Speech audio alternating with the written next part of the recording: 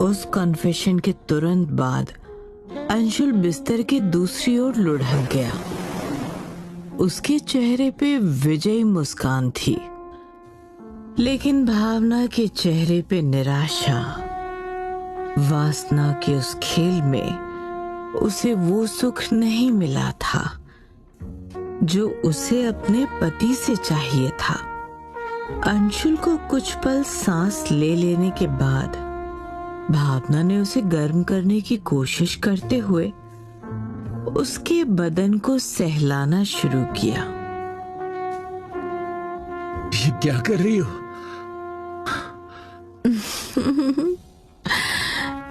Second round के लिए तुम्हें तैयार। और क्या? सोने दो मुझे यार, सुबह ड्यूटी पर जल्दी जाना है।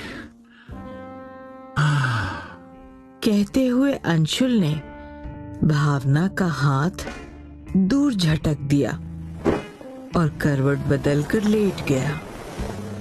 गुस्से में बौखलाई भावना के कुछ कहने से पहले ही कमरे में अंशुल के खर्राटे गूंजने लगे।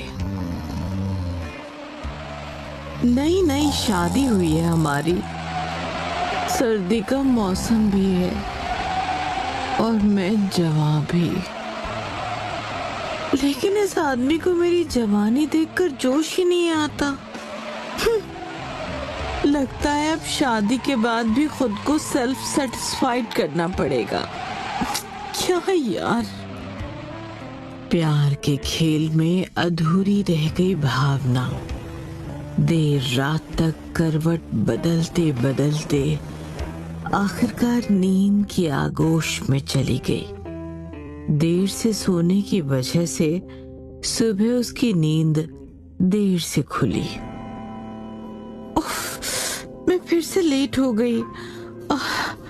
अंशुल के लिए नाश्ता भी बनाना है। भावना झट से उठी और जल्दी जल्दी अपने कपड़े पहनने लगी। इस ब्लाउज का हुक तो लग ही नहीं रहा। तभी उसे कमरे के बाहर से अंशुल की पुकार सुनाई पड़ी। भावना, उठ गई क्या? जी, जरा 1 मिनट के लिए अंदर आइए ना, मुझे आपकी जरूरत है। ठीक है, आता हूँ। कमरे के अंदर भावना को अपने ब्लाउज की हुक से जूझते देख अंशुल मुस्कुरा उठा। रोमांटिक अंदाज में उसने भावना की खुली पीठ पर अपनी उंगलियां सरकाते हुए ब्लाउज की हुक लगा दी, लेकिन उसकी बदमाशी ने भावना के अंदर की वासना को भड़का दिया। उसने तुरंत अपने फीके होंठ अंशुल के होठों पर रख दिए। अंशुल ने भावना से अलग होकर अपना फोन रिसीव किया। अंशुल स्पीकिंग। ठीक है, आता हूँ मैं। जब अंशुल फोन पर बातें कर रहा था तब भावना उसके सीने से ही लिपटी हुई थी। बात पूरी होने के बाद भावना के चेहरे को थामते हुए अंशुल ने कहा, मुझे जाना होगा जान, आज एक जरूरी केस ऑफिस में मेरा इंतजार कर रहा है। हो सकता है रात को आने में मुझे देरी हो जाए। खाने पर मेरा इंतजार मत करना, राइट? तुमने नाश्ता किया? या भूखे पेट निकल चले वर्दी पहनकर देश की रक्षा करने? हाँ भाग्यवान, खा लिया। माँ ने सुबह उठकर नाश्ता बना दिया था।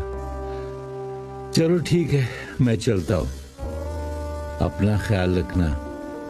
भावना अंशुल के साथ उसे बाहर तक छोड़ने आई। जाते हुए अंशुल को उसने प्यार से बाय किया और फिर अंदर आकर गेट लगा लिया।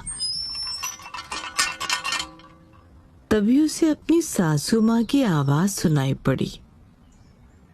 उठ गई भावना बेटा। भावना ने तुरंत उनके पैर छुए। जी माँ, वो रात को देर से नींद आई थी ना, इसीलिए सुबह उठने में जरा देर हो गई। अरे नई नई शादी में तो ऐसा होता है। पति अपनी पत्नियों को शादी के पहले साल रात रात भर जगाए रखते हैं। काश आपका बेटा भी मुझे जगाए रखता। मैं तो तड़प रही हूँ, लेकिन उसे तो मेरा ख्याल ही नहीं। अरे भावना, क्या सोचने लग गई? सॉरी माँ जी, वो मैं जरा उनके बारे में सोचने लग गई थी।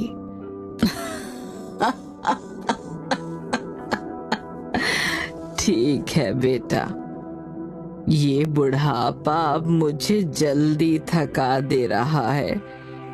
मैं अपने कमरे में जा रही हूँ, थोड़ा आराम कर लूं तो राहत मिले।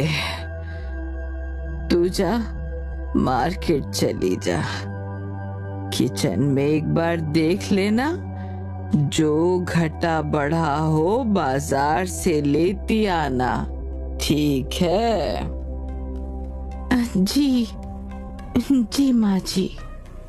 कुछ देर बाद भावना तैयार होकर मार्केट के लिए निकल पड़ी।